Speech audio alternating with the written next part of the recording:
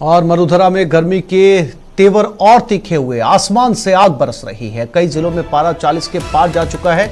अभी और झुलसाएगी गर्मी, क्योंकि ये तो शुरुआत है। प्रदेश में लू का अलर्ट भी जारी कर दिया गया है। गर्मी के तीखे तेवर होने से लोगों का हाल बेहाल है और सुबह के 7 सवा 7 बजते ही ये लगने लगता है कि दोपहर के 12 बज गए। इतनी तेज गर्मी और साथ ही साथ हीट वेव्स यानी लू। सर मुंडाते ही ओले पड़ना जैसी कहावत है, वैसे ही एक तो तेज गर्मी और ऊपर से लू। घर से बाहर निकलना मुहाल हो चुका है। वो तमाम लोग घर से बाहर निकलने से गुरेज कर रहे हैं, बच रहे हैं जिनका बाहर निकलना जरूरी नहीं है। बाहर केवल वही लोग निकल रहे हैं जिनको काम धंधे पर जाना है या जिनके ऑफिसेज हैं, वही लोग बाहर निकल रहे हैं। आमतौर पर ज्यादातर लोग कोशिश कर रहे हैं कि घर पर ही रहा जाए, और जो बाहर निकल रहे हैं वो शीतल पेय पदार्थों का सहारा भी ले रहे हैं। और ऐसे में जगह जगह सड़क पर, गुमटियों पर, चौराहों पर, गलियों के अंदर बाढ़ आ गई है शीतल पेय पदार्थ के दुकानों की, गुमटियों की, जहां पर लोगों की भीड़ को देखा जा सकता है। क्योंकि अपना गला तर करने के लिए, प्यास बुझाने के लिए लोग थोड़ी देर के लिए बीच में रुकते हैं, और चाहे वो नारियल पानी हो, गन्ने का रस हो या दूसरे जूसेस हो, वो पी रहे हैं ताकि उनकी बॉडी का टेम्परेचर मेंटेन रहे, डिहाइड्रेट ना हो, पानी की कमी ना हो। लेकिन गर्मी अपने पूरे शबाब पर, गर्मी अपने पूरे उफान पर, और ये अप्रैल का एंड चल रहा है। आप अंदाजा लगाइए, मई, जून, जुलाई अभी बाकी है। अगर पारा अभी 41 या 42 डिग्री सेंटीग्रेड पहुंच गया है तो मई और जून के अंदर राजस्थान की स्थिति क्या होगी, खास तौर पर उन जिलों की स्थिति क्या होगी जो रेगिस्तान के बीच स्थित है।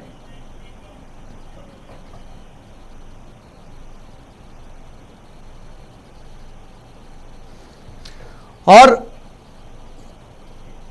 हमारे संवाददाताओं से बात करते हैं, अलग अलग जगह से हमारे साथ जुड़ गए। सबसे पहले रुक करते हैं जैसलमेर की तरफ, जहां श्रीकांत व्यास हमारे साथ जुड़ गए, और कोटा से हमारे साथ योगेश जुड़ गए। सबसे पहले श्रीकांत, जैसलमेर को अगर दुनिया के नक्शे पर पर्यटन नगरी के तौर पर जाना जाता है, तो जैसलमेर की दूसरी पहचान ये भी है कि यहां पर गर्मी बहुत ज्यादा पड़ती है, रेगिस्तान सम के रेतीले धोरे बहुत ज्यादा है, और खास तौर पर मई जून के अंदर तो जैसलमेर आना जो है वो किसी भी बड़े जोखिम को उठाने जैसा है।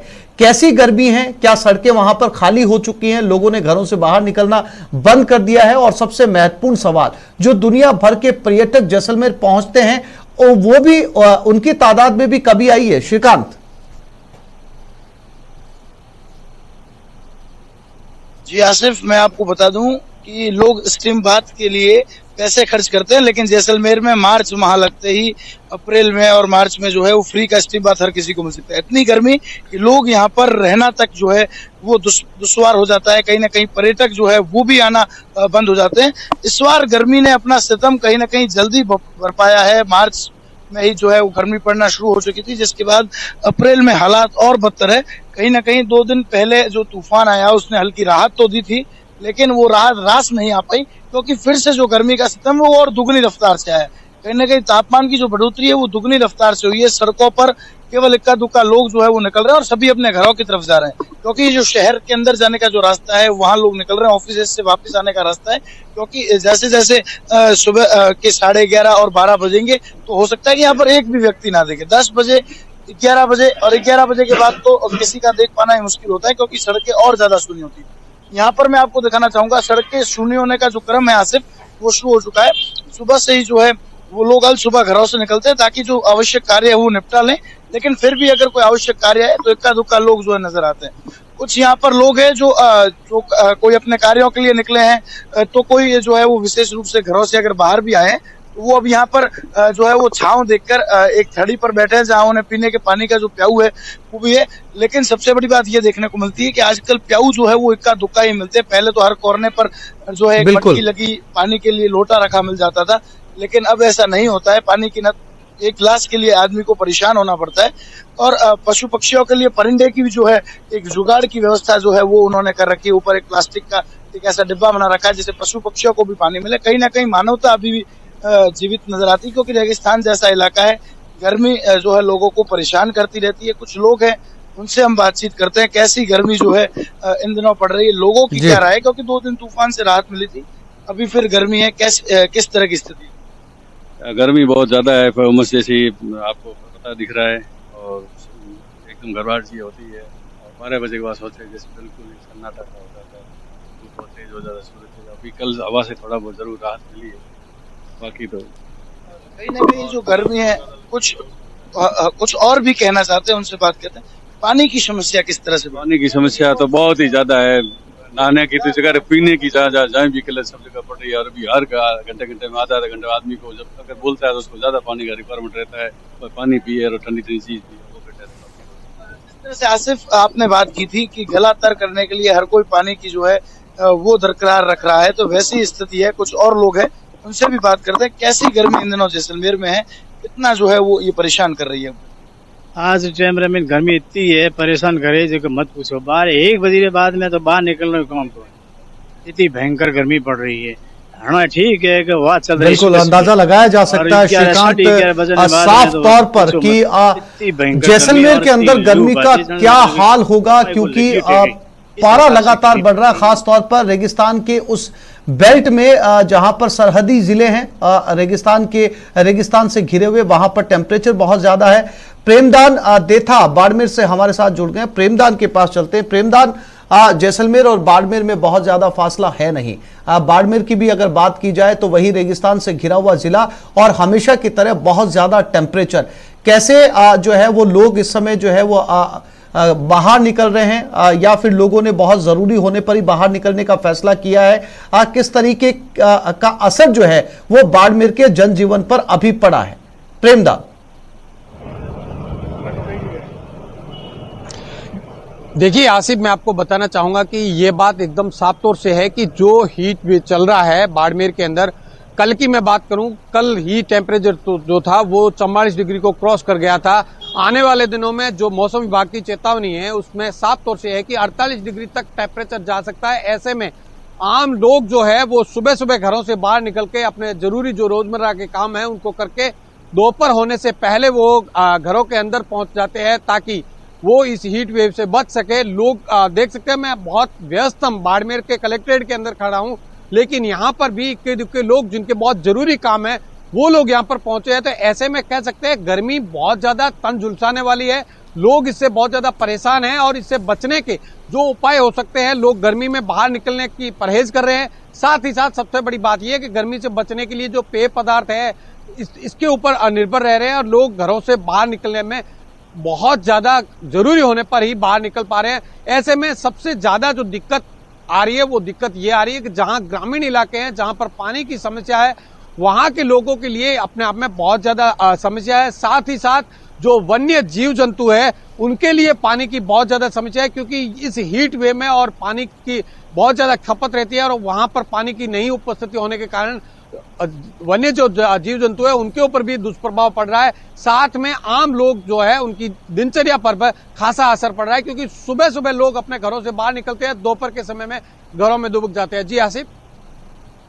बिल्कुल प्रेमदान, और रही सही कसर जो हीट वेव है, जिसे हमारे यहाँ लू कहा जाता है, वो पूरा कर रही है। हमारे साथ कोटा से योगेश आप भी जुड़े हुए हैं। योगेश, कोटा की जीवनचर्या क्या है, दिनचर्या कैसी इस समय बन गई है? क्योंकि भले ही जो टेम्परेचर है वो जैसलमेर बाड़मेर का ज्यादा हो, लेकिन कोटा की भी स्थिति जो है बहुत ज्यादा अलग है नहीं।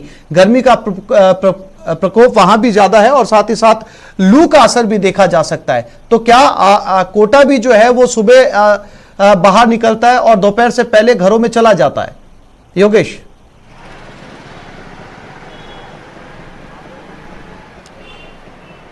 बिल्कुल आसिफ, कोटा की तस्वीर भी कुछ ऐसी ही है। सुबह से ही जो है टेम्परेचर जो है वो बढ़ना शुरू हो जाता है।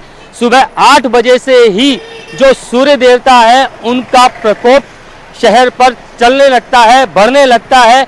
अगर बात करें पश्चिमी विक्षोभ की, तो पश्चिमी विक्षोभ का असर जो है वो खत्म हो चुका है। तो धीरे धीरे जो कोटा का टेम्परेचर है वो बढ़ता चला जा रहा है। तस्वीरें हम आपको कोटा की दिखाते हैं। ये सड़क जो है अमूमन भरी रहती थी, इस सड़क पर ट्रैफिक जो है वो लगातार जारी रहता था और अब इस वक्त 10:30 बजे के करीब का वक्त है और इस वक्त भी आप देख सकते हैं कितना ट्रैफिक है।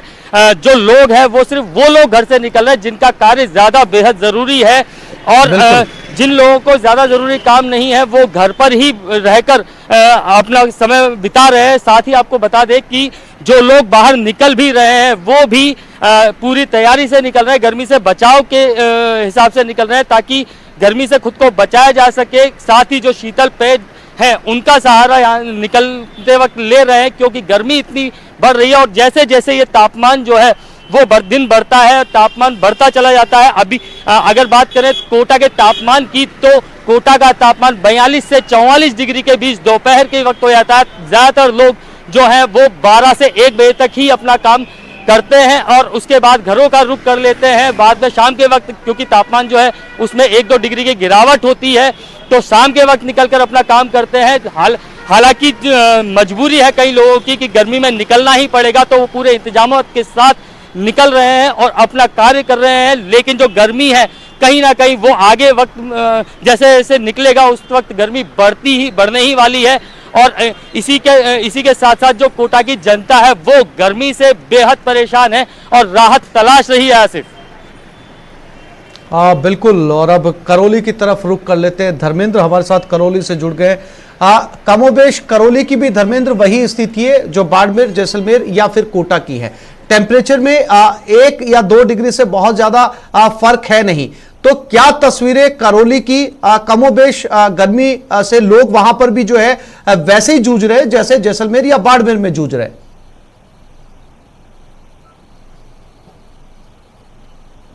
देखिए आसिफ, इस समय बताना चाहूंगा करौली इस समय तापमान की दृष्टि से देखा जाए तो टॉप 5 में चल रहा है। वर्तमान में करौली का जो तापमान है वो अधिकतम तापमान 42.5 डिग्री चल रहा है। बीच में भी करौली का तापमान जो है 45 डिग्री को पार कर गया था। न्यूनतम तापमान भी 22.3 डिग्री चल रहा है। तो इस तरह से अगर बात करें तापमान काफी हाई है, लोगों को गर्मी का काफी सामना करना पड़ रहा है। दिन के समय लोग जल्दी ही अपने कामों को निपटाते हैं और दोपहर में घरों की ओर रुख कर लेते हैं। दोपहर में बाजार सूने नजर आते हैं, सड़कें भी खाली नजर आ रही हैं। इस समय हम कलेक्ट्रेट में खड़े हैं जहां पर आमतौर पर फरियादियों की सुबह भीड़ लगना शुरू हो जाती है, लेकिन यहाँ पर भी फरियादियों की संख्या काफी कम है और गर्मी से बचने के लिए कूलर, पंखे, एसी की जो बिक्री है उसमें भी काफी बढ़ोतरी हुई है। साथ ही अगर बात करें ठंडे पेय पदार्थों की बिक्री में भी इजाफा हुआ है। जी आसिफ। बिल्कुल, श्रीकांत, प्रेमदान, धर्मेंद्र और योगेश, आप चारों साथियों का बहुत शुक्रिया तमाम तस्वीरें दिखाने के लिए और जानकारी देने के लिए। और दौसा में अपहरण कर महिला से दरिंदगी की गई। शव को केमिकल से जलाकर कुएं में फेंक दिया गया। शव मिलने से इलाके में सनसनी फैल गई। तुंगा थाना क्षेत्र में महिला का शव मिला है। परिजनों ने हत्या की आशंका जताई है। आरोपियों की तलाश में पुलिस जुटी हुई है। पुलिस की टीम अलग अलग जगह पर दबिश दे रही है।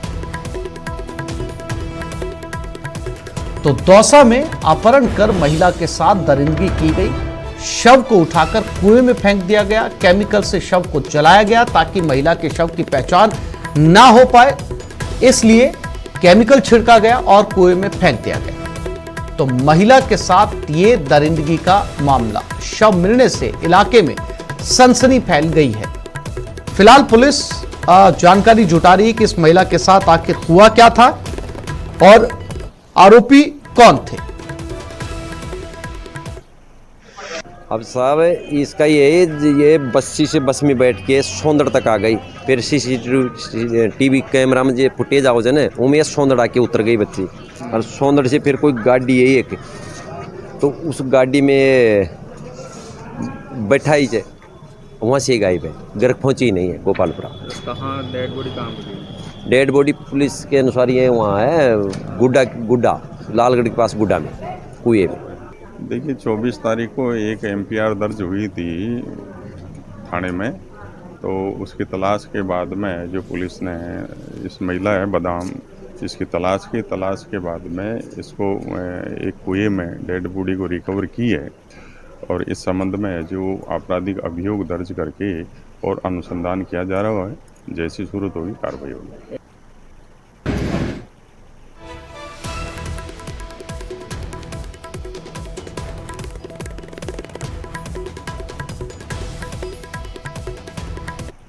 और बुलेटिन में अब बात करेंगे आग के तांडव की। पहली तस्वीर सिरोही से है, जहां केशवगंज रेलवे स्टेशन पर डीजल इंजन में आग लग गई। दूसरी तस्वीर बीकानेर से, जहां आज जंगल में आग लगने से सैकड़ों की संख्या में पेड़ जलकर राख हो गए। तीसरी तस्वीर उदयपुर से, जहां गुलाब बाग परिसर में सूखी झाड़ियों में अचानक आग लग गई। चौथी और आखिरी तस्वीर झालावाड़ से, जहां आग ने जंगल के बड़े इलाके को अपनी चपेट में ले लिया। और ये 4 तस्वीरें, एक तो भयंकर गर्मी और उमस से झुलसता प्रदेश, ऊपर से जगह जगह लगती है भीषण आग। और इस वक्त की बड़ी खबर, सिरोही में आग का तांडव। केशवगंज रेलवे में आग की खबर मिल रही है। 3 घंटे बाद आग पर काबू पा लिया गया। पिंडवाड़ा थाना इलाके की ये घटना है। केशवगंज रेलवे स्टेशन पर डीजल इंजन में ये आग लग गई। और तस्वीरों से जैसा कि पता चल रहा है, देर रात को ये आग लगी थी। इस आग को 3 घंटे की मशक्कत के बाद में बुझा लिया गया। सिरोही की घटना, जहां पर डीजल इंजन में आग लगी, 3 घंटे बाद ही इस आग पर काबू पा लिया गया। पिंडवाड़ा थाना इलाके की यह घटना बताई जा रही है।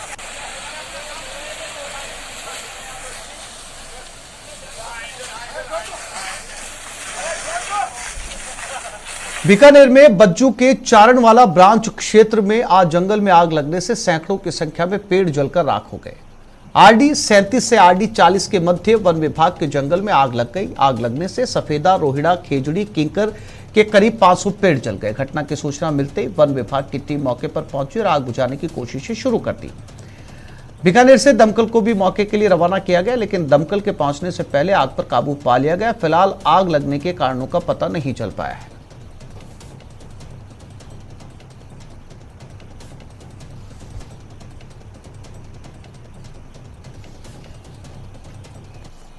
बढ़ती गर्मी के साथ उदयपुर में आग लगने की घटना लगातार बढ़ती जा रही है। रविवार को गुलाब बाग परिसर में सूखी झाड़ियों में अचानक आग लग गई, जिससे फायर ब्रिगेड की 3 गाड़ियों ने मौके पर पहुंचकर आग पर काबू पाया। कुछ दिनों पहले भी सज्जनगढ़ वन्य जीव अभ्यारण्य में भी आग लग गई। वो आग इतनी भयानक थी कि उसे बुझाने के लिए जिला प्रशासन को हेलीकॉप्टर की मदद लेनी पड़ी थी।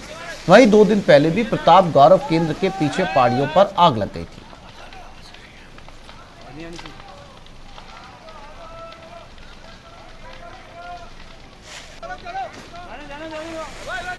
झालावाड़ जिले के डग क्षेत्र के लोहारिया के जंगल में अचानक भीषण आग लग गई, जिसने थोड़ी ही देर में आग ने जंगल के बड़े इलाके को अपनी चपेट में ले लिया, जिससे जंगल में कई पेड़ पौधे जलकर राख हो गए।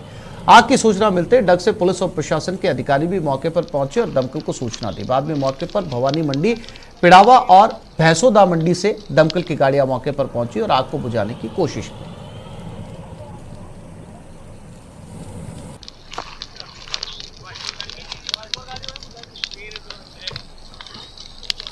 तो इस बुलेटिन में फिलहाल इतना ही। नमस्कार।